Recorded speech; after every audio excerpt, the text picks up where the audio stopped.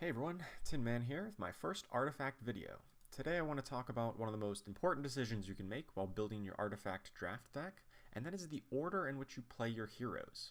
This has massive implications on the first couple turns of the game. So let's get some terminology out of the way. Since you have 3 heroes who get deployed right away, that is similar to in poker, where you have 3 cards dealt out initially, so that's called the flop. So if we refer to a hero on the flop, that means your first 3 heroes that are deployed on round 1. Similarly to poker, you've got a 4th card that'll be called the turn that comes out on turn or on round 2. And then you've got the card on the river, your 5th hero. So when you're considering which heroes to put on the flop, which heroes to put on the turn, and which on the river, you want to consider these 4 things. First, largest heroes first. Guys like Bristleback, Axe, pretty much every red hero trades favorably with opposing heroes. So you want to put out your red heroes on the flop so that they can, get the gold flowing, kill the opposing creeps, kill the opposing heroes, and just generally get their value of their attack right away. Whereas some of the blue heroes like Jamoy aren't nearly as impactful on turn 1. Next, you want to be able to cast all of your cards on time. So this is where you really want to look at your 3 and 4 cost cards. So let's look at some 3 cost cards that you want to cast on turn 1. Something like Ironfog Goldmine. It's very strong to play out on turn 1. So if you have this in your deck, you want to make sure you have black heroes on the flop. A special consideration goes to something like Mist of Avernus, which is one of the best cards in draft, arguably the best. And this gets value primarily whenever you can play it from lane 1 or 2 and play it on a future lane. So if you only have 1 green hero on the flop, it might randomly get into the 3rd lane and then you can't cast it for value right away. So for that, you might want to consider having more than 1 green hero on the flop. You also have to look at your 4 cost cards, which are generally very impactful and limited. Something like Gank or Dimensional Portal have strong impacts, but you need to choose which lane they go on. So you don't want to put Dimensional Portal on a lane where all the creeps are just going to die to their heroes. Similarly, you don't want to gank from a late lane so that they get to use their hero this round, etc. So for that, depending on what impactful 4 cost cards you have in your limited deck, that's the color of hero you want to put on the turn on round 2 so that you have the most control over where those cards are cast. And also ensures that you have access to that color in case if you play just 1 black hero on the flop and then it dies in a fight, well then your gank, you won't have the access to it on turn 2. Or round 2 rather. Kind of tied in with that is color diversity. So most limited decks are 2, maybe 3 colors. So you want to make sure you have a good mix of the colors that are available in your deck after the second round. So let's just make a quick example here. Let's say you've got a black-green deck, because that's one of my favorite color combinations. You've got, 3 random black heroes and then, 2 green heroes. And let's say you organize them like this, where you've got 2 black heroes initially, and then a green, and then a black hero on the turn. Whenever you're thinking about deploying this black hero on turn 2, it can really only go in one spot. It's wherever the green hero went, because otherwise you're going to be double stacking black heroes on the same lane. And that means that you have less options of where to cast your black cards, because you're essentially wasting the mana, wasting the benefit of a black hero if you put it on a lane that already has a black hero. So you're kind of shoehorned into putting it on the lane where your other color is. Whereas if you would swap it up, say like this, where you've got black, green, green initially, then after the turn hero, this 4th hero, you've got a good 2-2 mix of your colors. That way you have a bit more options. Your black hero can now go on either lane where either of the 2 green heroes went. Or if your black hero traded off, it can go into that lane as well.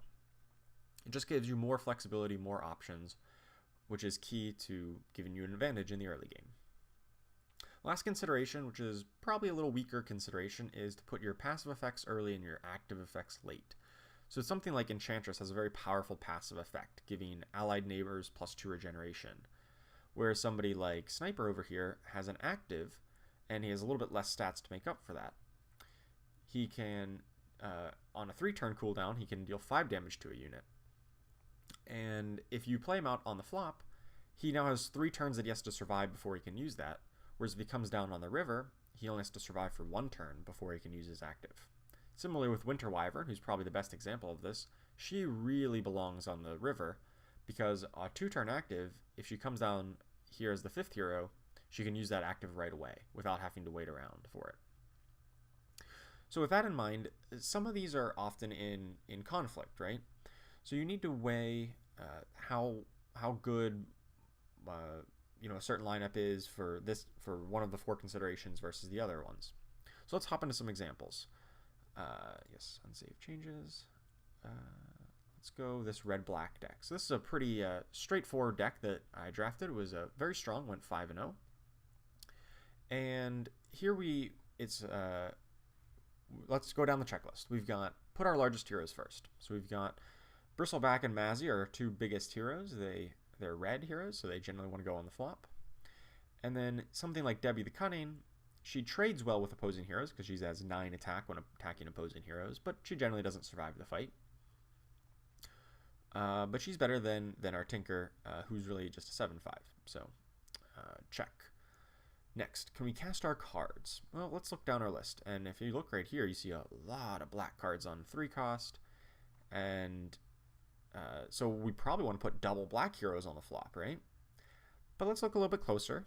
And we see we've got 2 Ironfog Gold Mines. That's really good on turn 1. And then, I guess an Assassin's Apprentice. But then the rest of the black cards are not terribly great to play on turn 1. Grazing Shot, Disciple of Nevermore, No Accident, rarely good value on turn 1. But in contrast, some of our red cards, something like Bronze Legionnaire, is very strong on turn 1. So with that in mind, we actually have more red cards that we want to cast on turn 1 than we do black. So that's why we're actually putting more of our red cards on the flop, or red heroes rather. Let's look at our 4-cost cards. Here we've got Tyler State Censor is probably the most impactful one that we have in this deck, whereas something like Steel Reinforcements or Viscous Nasal Goo are decent no matter who they get played on or what lane they get played on, because Viscous Nasal Goo is going to affect a hero. Steel Reinforcement can obviously go on any lane.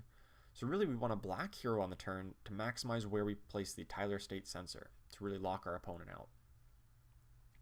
Color diversity. We are able to meet color diversity pretty well. Like I said before, after the turn here, we've got a nice 2-2 split. This Debbie has a couple different options, whereas say if we would have swapped it up like this, for instance, we would have less options of where to place the Debbie, because she really doesn't want to go on either lane where there's already a black hero. And the final one, passive earlys and actives late. So Bristleback's really the only one, or I guess Debbie has passive as well. So we deploy those early, and then Sniper, or Tinker, not Sniper, wants to go late for the similar reason that we discussed with Sniper earlier. So this one was pretty straightforward. None of them were too terribly in conflict, and we were able to make this lineup, and it was a pretty good lineup of heroes. Let's look at a different example where there's a bit more kind of conflict in these interests. This 3-color deck where we've got black, green, and blue.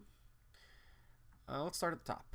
Largest heroes first. So we don't have any red heroes, but generally black and green heroes are bigger than blue. So with that, we've got black heroes and green heroes on the flop. And, well, we probably want to put this green hero 4th then, because it maximizes our biggest heroes early, right? But we decided against that because of the next consideration, casting your cards as well as color diversity. The color of cards we want to cast are Ironfog Goldmine on turn 1. We don't really want to cast like Battlefield Control. That doesn't really help us too much on turn 1. Same thing with Slay. But then also on 3 mana, we want to cast Rumuesk Blessing, Unearthed Secrets. We've got a little bit less options for these since we only have 1 green hero, but the option to cast Ironfog Goldmine more consistently and to trade better, Bounty Hunter and Debbie trade much better than Farvin does, makes us want to put the double black heroes on the flop. But then we look down at the 4-cost cards. We've got Dimensional Portal and Aghanim Sanctum, which are our big, impactful cards that we want to be playing Jamoi for. And these, Aghanim Sanctum obviously is much stronger if it's cast on an early lane onto a later lane, so that you can get the double mana this turn. And so for that, we want to make sure we have access to Jamoi right away on turn 4. If we delay him on mana 4. If we delay him till mana 5, we potentially don't get to cast our Dimensional Portal or Aghanim Sanctum when we need to. But then we also look down at some of the other impactful 4-cost cards. Things like Empower, Steel Strength are a little bit more general. They're good on any lane with any hero, whereas something like Dimensional Portal really wants to be on a lane that you're committing to. So with that, we wanted to put Jamoi earlier than Farven, even though he's smaller and he has an active, which brings us to our next point: the passive early, actives late. But his active and Farven's passive are pretty low impact. Jamoi's active is on a 4-turn cooldown, so even if you delay him till the river, he's not going to get his effect off for 2 more turns. So generally you don't think about that active until late game. And Farven's passive of just +1 armor is pretty low impact compared to something like Enchantress or Lycan, who give +2 regeneration or +2 attack, or even Treant Protector with +2 armor. So +1 armor is just it's just not that strong. So I'm not really considering that as opposed to our bigger stats of Magus with the armor. Actually, more than thinking about this, maybe Farven and Magus should have been swapped in this lineup, just because you can get that passive early. So yeah, that might make a bit more sense now that I'm actually talking through it. I made this deck before I made this video, for what it's worth. And anyway, so this is these are some of the considerations that you must make when deciding how to line up your heroes. And I hope this was helpful to some of you. Let me know of any other considerations that you may think that I missed, or if you have any recommendations for other content you'd like to see. So thanks for watching, really appreciate it, and I'll see you in the next video.